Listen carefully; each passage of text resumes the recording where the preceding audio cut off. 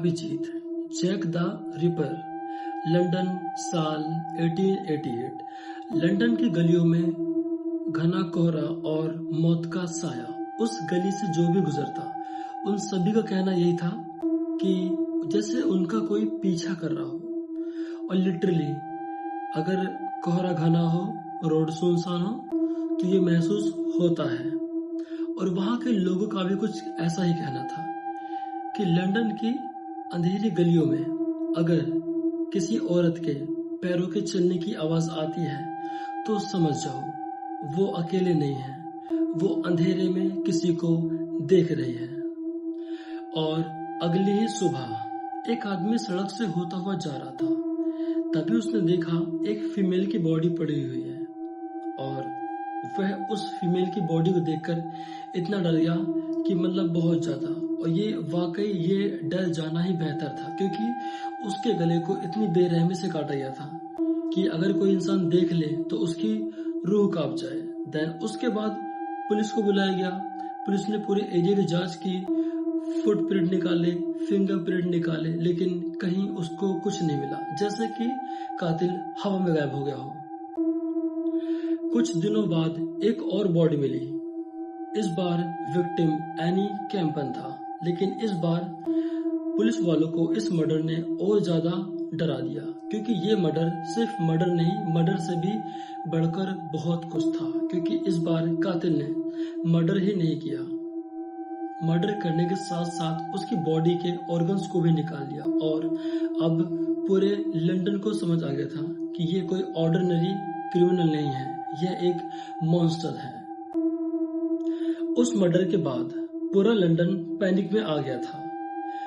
महिलाओं का रात में घर से बाहर ना निकलना और सोते समय दरवाजा बंद करके सोना, और हर न्यूज़पेपर में बस एक ही बात, बस उस किलर की स्टोरी छापते थे।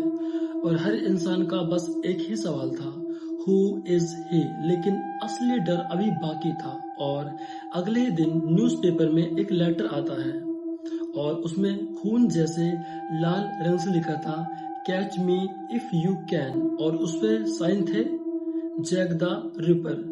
और तभी से पूरे लंदन में डर का माहौल फैल गया और यह नाम एक लेजेंड बन गया।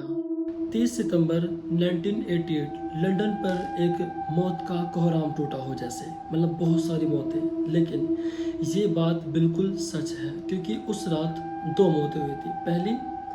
पहली आती है एलिजाबेथ और कुछ घंटों बाद कैथरीन। और इस मौत ने पुलिस वालों को ऐसा परेशान किया, ऐसा कि पूछो मत, क्योंकि किलर उनके सामने होता हुआ भी वो लोग उसको नहीं पकड़ पाए। और किलर ऐसा कि जैसे वो किसी शैडो का विजेता हो।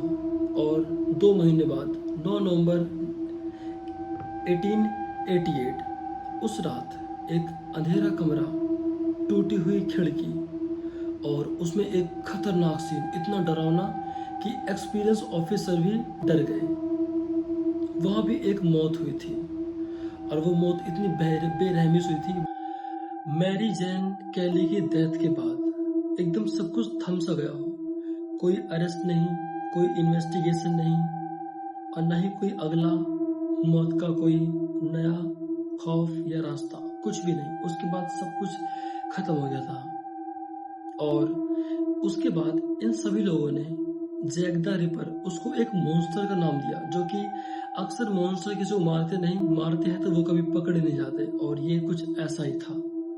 और ये कहानी की एंड होती है। अगर तुम्हें मेरी वीडियो पसंद आई है तो मेरी वीडियो को शेयर कीजिए, मेरे चैनल को सब्सक्राइब कीजिए और कमेंट कीजिए।